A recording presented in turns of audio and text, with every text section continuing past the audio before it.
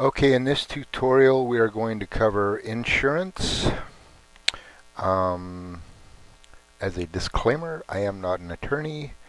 You may want to contact an attorney for legal advice. This is not legal advice. You may want to contact your insurance agent.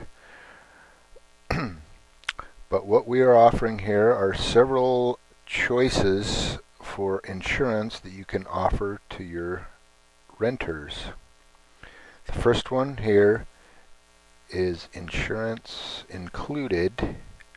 Owner provides insurance. It's just as simple as that.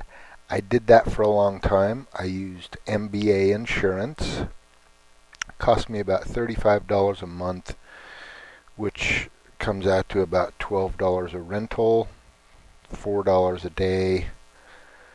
Wasn't a big expense, and it was a nice benefit to offer my renters, and they appreciated it. I am not going to do that, and I'll go over that later. The next choice is to request an insurance binder. It's sometimes called a rider, certificate of insurance. All of these mean the same thing. I tried this when I first started, and the problem is many insurance companies don't offer this, or they don't even know what you're talking about. It became very cumbersome and difficult to try to request an insurance binder. But that is an option for you. If it's a more expensive motorhome, it may be a good choice. The next option is just simply not insured. The renter can obtain a binder or just assume full responsibility for damages. This can be a good choice for inexpensive items, maybe a utility trailer you're renting out for $20 a day.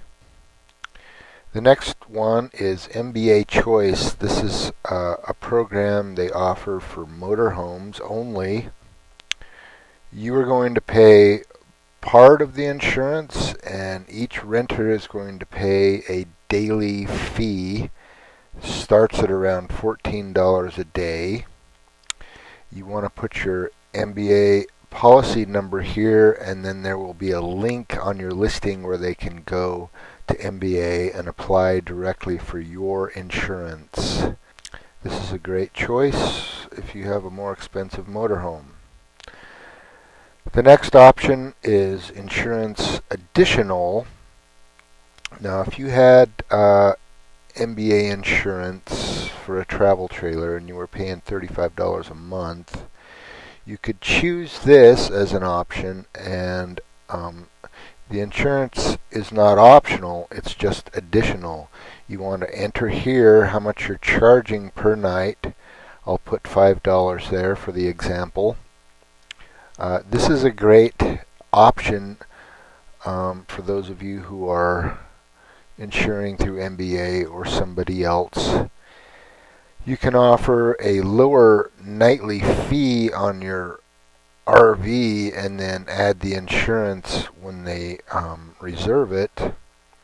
That way the insurance is paid for, and you're offering a lower price for the nightly rental. The next option is optional insurance. You can charge your $5 a night, or if they choose not to pay for the insurance, they assume full responsibility. And you want to put details of this in your terms. So here you would enter 5 or whatever amount you were going to charge.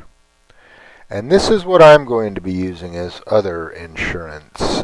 If you have an insurance plan that's not covered by one of those choices, you can add it here and put whatever details you want describing your insurance. I am calling this insurance included. See terms for details.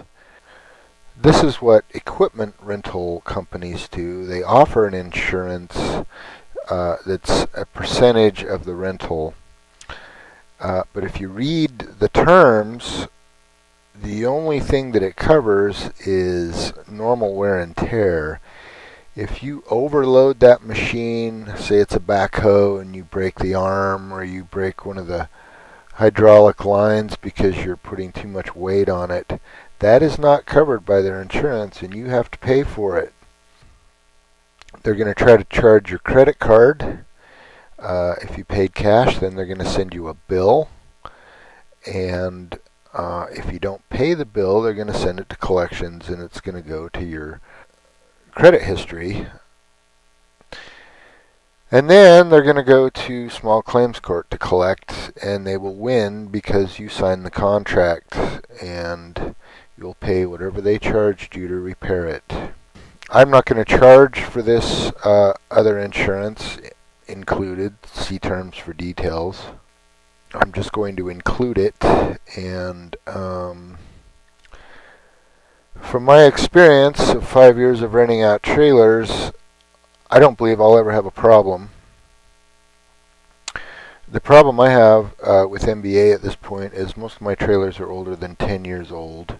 They won't insure an RV older than 10 years old, and a lot of my RVs have salvage titles, and they won't insure a trailer with a salvage title. So I'm kind of forced into offering insurance like this. I operate under an LLC, and so the only thing that the company will own is a fleet of 10 trailers. And if I get sued, that's what I'll lose, but I don't anticipate that. Lastly, you need to enter your VIN number. This will be required for someone who's obtaining a binder, and it's also good for theft protection and the like. So you'd enter your VIN number here, and then you're done with the insurance section.